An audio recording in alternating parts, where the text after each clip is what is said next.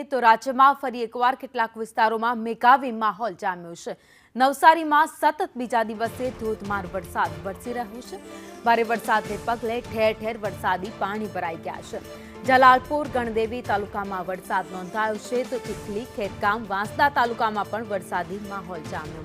વિજલપુર, મંકોડિયા વિસ્તારમાં વરસાદી પાણી ભરાઈ ગયા તો આશાપુરી વિસ્તારના રસ્તાઓ પાણીમાં ગરકાવ થતા લોકોને હાલાકી ભોગવવી પડી। વધુ અપડેટ સાથે સંવાદદાતા રાજન રાજપૂત અમારી સાથે જોડાઈ ગયા છે। રાજન, બીજા દિવસે પણ નવસારી જિલ્લામાં વરસાદ વરસી રહ્યો છે। जी बिल्कुल भाविनी वरसादनी स्थिति अंगे जो आपने विगतो जणावुं तो नवसारी जिल्लानी अंदर 2 દિવસોથી વરસાદી માહોલ ફરી એકવાર જામ્યો છે। લાંબા વિરામ બાદ મેઘરાજાએ બીજી ઇનિંગની શરૂઆત કરી છે।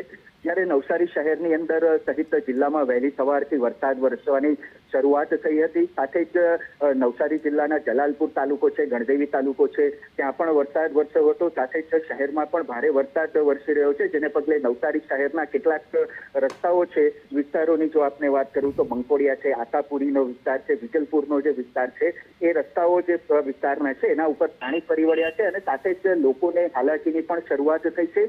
બીજી તરફ જિલ્લાના અન્ય તાલુકાઓ જે છે, ચીખલી, ખેરગામ અને વાંસદા, ત્યાં પણ વરસાદી માહોલ જામી રહ્યો છે અને ત્યાં પણ ધીમી ધારે વરસાદ વરસવાની શરૂઆત થઈ છે। અને મહત્વનું કહી શકાય કે વહેલી સવારથી વરસી રહેલા મેઘરાજા અવિરતપણે વરસી રહ્યા છે અને સતત નવસારી શહેરમાં હાલ વરસાદનો માહોલ યથાવત છે।